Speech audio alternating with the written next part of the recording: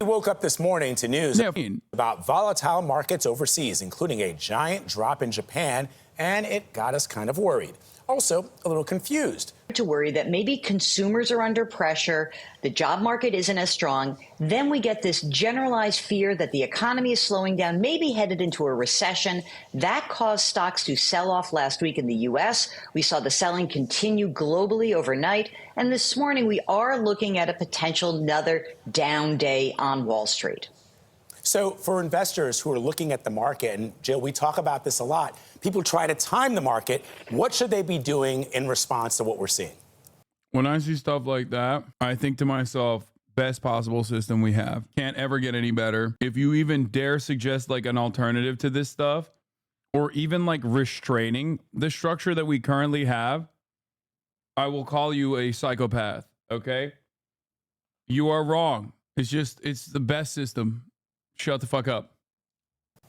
If you are a long-term investor, take a deep breath. It is very scary, I get it. But if you're investing for decades in the future, even if you're 60 years old, you're investing for decades in the future, you stay still, you do nothing. One other thing you should be happy about, we've talked so long about how interest rates are high, they're coming down. Interest rates tend to come down as economies slow.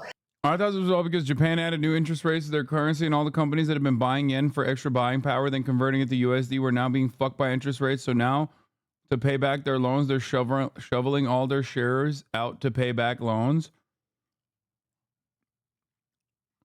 I'm too stupid to understand the global economy. That is what I read as well.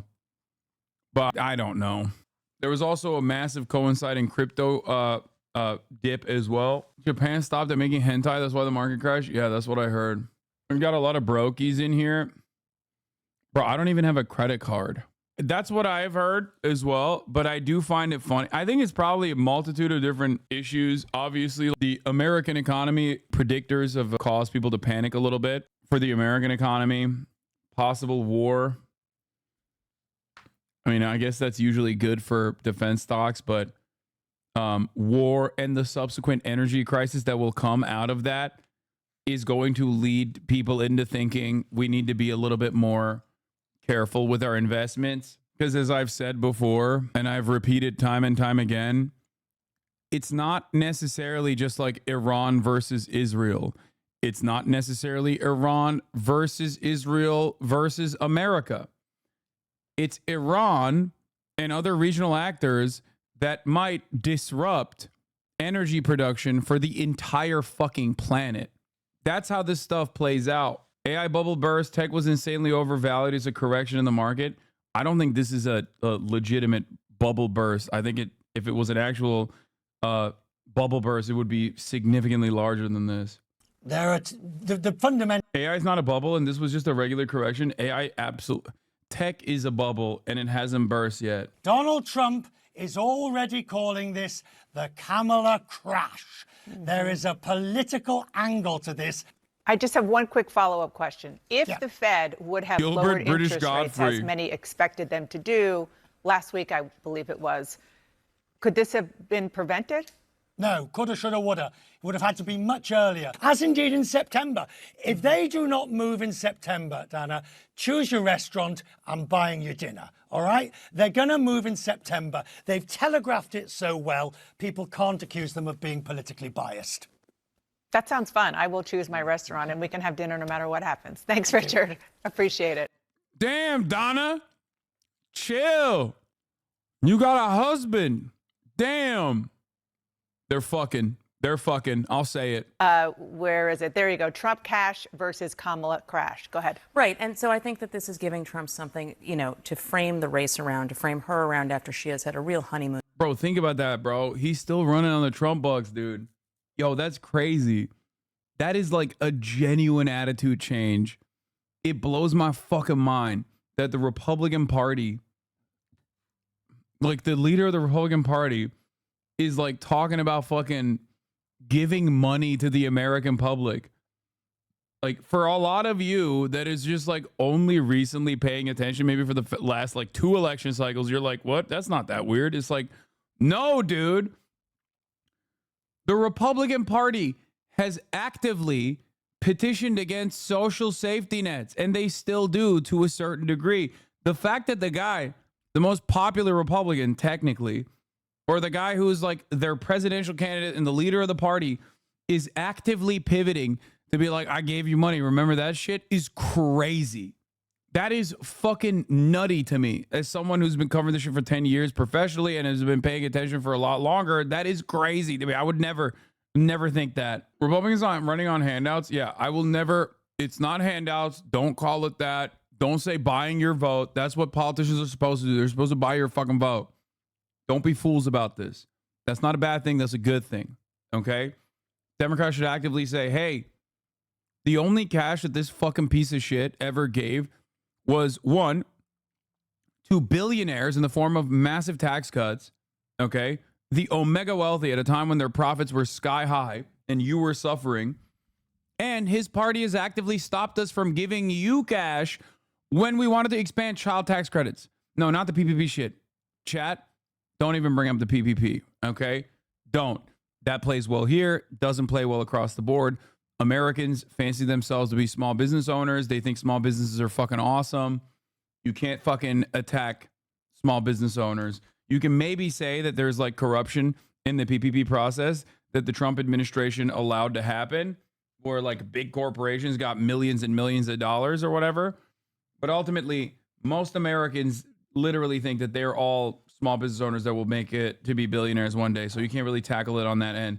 You could just say, like I said, all you need to fucking do is say, Donald Trump gave handouts to the billionaires.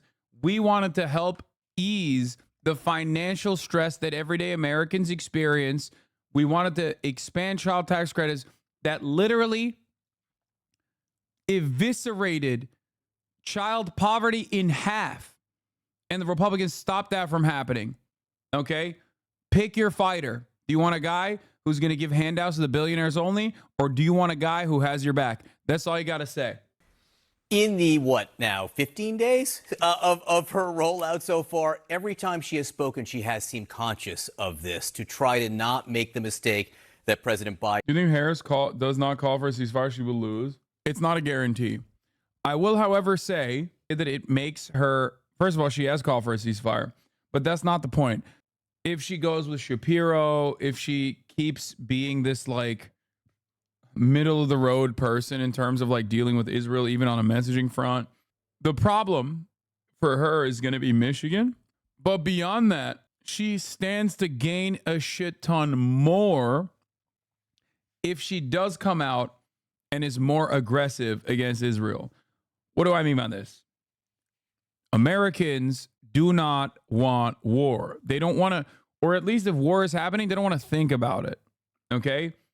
Israel keeps fucking up the bag for the American politicians by constantly putting war in their fucking face. Okay? And God forbid if American soldiers then get actively involved in the war, like the 4,000 fucking Marines on an aircraft carrier that's like currently bouldering in the direction of Lebanon, then you're really fucked. Trump recognizes that. And while he is also an unconditional dick rider of Israel and obviously a warmonger, he still at the very least campaigns and has consistently campaigned as a guy who doesn't do war, as a guy who's against war.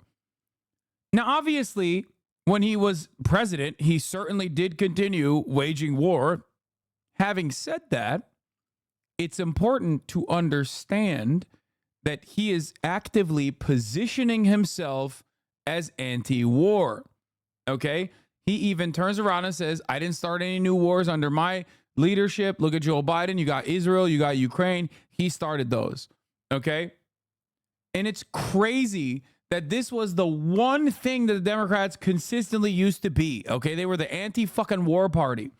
But because they feel like they have been so aggressively comstered on in the polls, post 9/11 especially, that they actively turned around and are now like the war party. You're just letting Republicans run the narrative that they are anti-war when they're not.